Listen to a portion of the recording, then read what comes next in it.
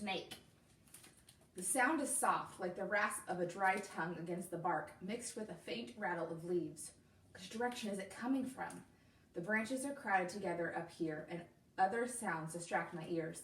The garden below is full of wardens and drones. Someone's going to spot me up here soon. I reach out to take the next branch, hoping my fingers close on bark, not scales. The branch feels thick enough to hold my weight, and I swing across. Hanging there, I listen.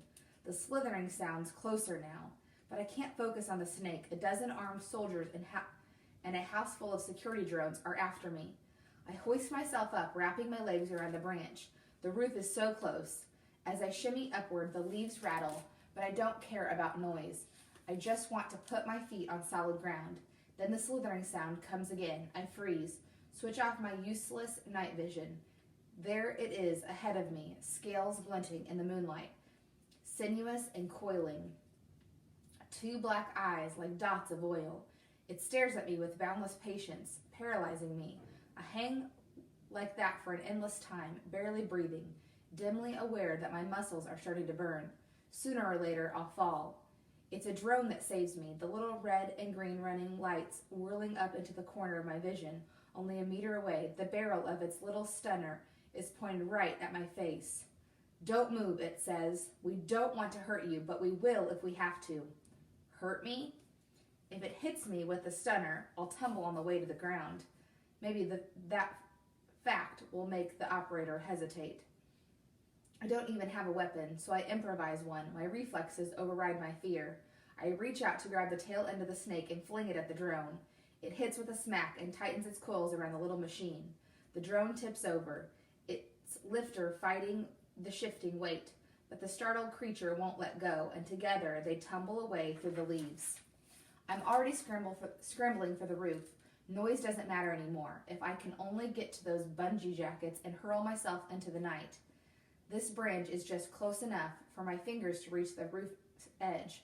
I swing across, my feet scrambling on rough stone. A heave of my burning muscles hauls me up and onto the parapet. Solid stone feels like salvation, but I don't have time to rest.